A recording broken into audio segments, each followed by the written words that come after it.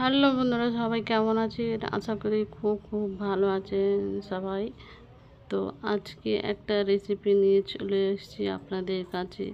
তো চারা পোনা মাছ আমি কীভাবে রান্না করছি বা করেছি সেটাই আপনাদের সাথে আমি শেয়ার করছি বন্ধুরা। তো শুরু থেকে শেষ পর্যন্ত ভিডিওটা দেখবেন, সাথে থাকবেন, পাশে থাকবেন বন্ধুরা অবশ্যই। তো আমি কিন্তু খাই না, কিন্তু রান্না আমি করতে পারি, যতটুকুন পারি, যা পারি সব আপনাদের সাথে আমি শেয়ার করছি। মাছ তো অনেক রকম রান্না হয়, যে যেরকম পারে সেটাই আমি শেয়ার করছি, আমি যেটা জানি, যতটা জানি বন্ধুরা। তো আমি নুন হলুদ মাখিয়ে দিচ্ছি। মাছটা বৌদি কিন্তু ধুয়েছে। আমি মাছ তো বাছতেও পারি না, কাটতে পারি না খুবই।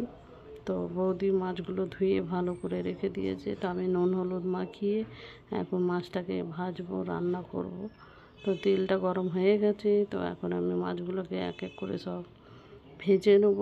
তারপর তো আপনাদের কাছে একটা রিকোয়েস্ট আছে, আপনারা কে কোথা থেকে দেখছেন কমেন্টের মাধ্যমে অবশ্যই আমাকে জানাবেন বন্ধুরা। তো মাছগুলো আমাদের সব ভাজা হয়ে আমার সব ভাজা হয়ে গেছে। তারপরে আমি এখন মাছটাকে রান্না করব, খুব কম মশলায় রান্না করব। তো আমি গোটা জিরে ফোড়ন দিয়ে দিয়েছি, আপনারা চাইলে কালো জিরে দিতে পারেন। আমার কাছে কালো জিরে ছিল না, তো আমি গোটা ফোড়ন দিয়েছি, গোটা ফোড়ন জিরে ফোড়ন দিয়েছি। তারপরে আমি কেটে রাখা পেঁয়াজ দিয়ে দিচ্ছি। পেঁয়াজটাকে ভালো করে ভেজে নেব। তারপরে আদা রসুন 1 চামচ দিয়ে দেবো, বড় চামচে আদা রসুন পেস্ট দিয়ে দেবো। তারপরে এক এক করে সব মশলা দিয়ে দেবো। আদা রসুন পেস্ট, জিরে গুঁড়ো, লঙ্কা গুঁড়ো, হলুদ গুঁড়ো, জিরে গুঁড়ো সব দিয়ে দিচ্ছি। আর স্বাদ অনুসার নুন ঝালটা অবশ্যই আপনাদের পছন্দ অনুযায়ী দেবেন বন্ধুরা। তো ভালো করে আমি মশলাগুলো সব কষিয়ে নেব। একটু জলও দিয়ে দেবো যেন তলায় লেগে না যায়।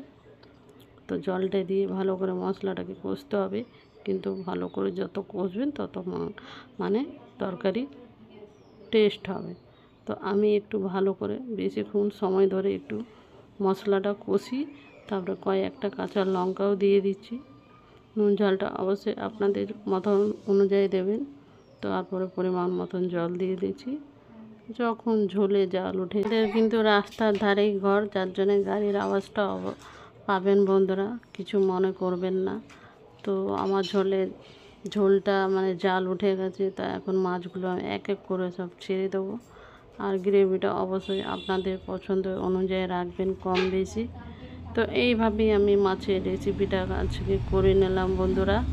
যদি আপনাদের ভিডিওটা ভালো লাগে তো ভিডিওটা অবশ্যই লাইক, শেয়ার, সাবস্ক্রাইব করে দেবেন আর আমার পাশে থাকবেন বন্ধুরা। আশা করি আপনাদের বোঝাতে পেরেছি বন্ধুরা। এখনকার মতন tata, bye bye. Next video